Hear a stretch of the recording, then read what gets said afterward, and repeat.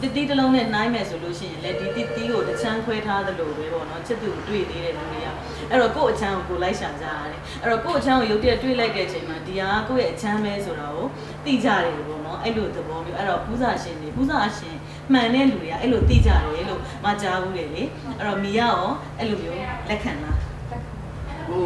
သူကရှာကျွန်တော်ကရှာတော့သူကကျွန်တော်အချမ်းဖြစ်တယ်တွေ့ပါကျွန်တော်ရှာကျွန်တော်ရှင်းရမှာတွေ့တယ်ဟုတ်သူကအမှန်တော့နှစ်ယောက်စလုံးကရှာကြတဲ့သဘောပါပဲပေါ့နော်ရှာရင်လားရှာရင်လားဖူးစာရေးစက်တို့ဆိုတော့ယုံတော့ပေါ့ဟုတ်ဖူးစာရေးစက်တို့ပေါ့ကျွန်တော်တို့ဘုရားဘာသာမှာလည်းဖူးစာရေးစက်ရှိတယ်ဟိုဒီဘဝကနေပြီးတော့ပြုခဲ့အထုံပါရမီအကြောင်းဒီဘဝမှာရေးစက်ကိုလာတွေ့တာပေါ့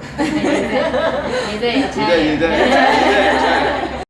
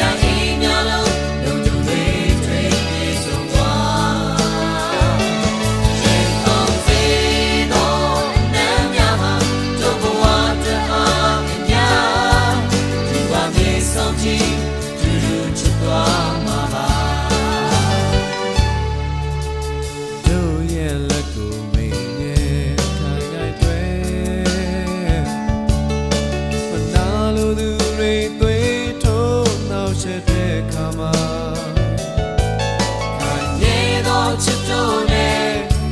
ကျွန်တော်ရင်မရ